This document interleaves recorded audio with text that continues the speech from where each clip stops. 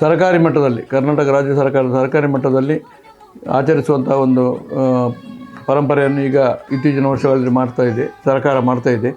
ಇದನ್ನು ಜಿಲ್ಲಾ ಮಟ್ಟದಲ್ಲಿ ನಾವು ಈ ಬಾರಿ ಮಣಿಪುರ ಧರ್ಮ ಪರಿಪಾಲನಾ ಸಂಘ ಮಣಿಪುರ ಗ್ರಾಮದ ಒಂದು ಈ ಎಲ್ಲ ಸಂಘದಲ್ಲಿ ಆಚರಿಸ್ತಾ ಇದ್ದೇವೆ.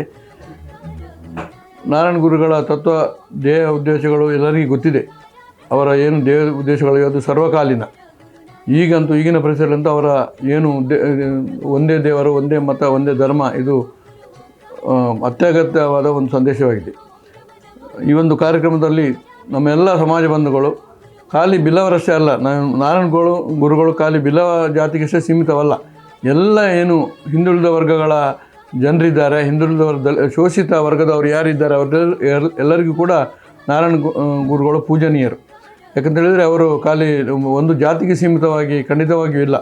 ಅವರು ಯಾರೆಲ್ಲ ಶೋಷಿತರಿದ್ದಾರೆ, ಸಮಾಜದಲ್ಲಿ ಯಾವುದೋ ಶೋಷಿತ ವರ್ಗ ಇದೆ, ಅವರೆಲ್ಲರನ್ನು ಸಮಾಜದ ಮುಖ್ಯವಾಹಿನಿಗೆ ತರುವಂಥ ಕೆಲಸವನ್ನು ಅವರು ಮಾಡಿದ್ದಾರೆ.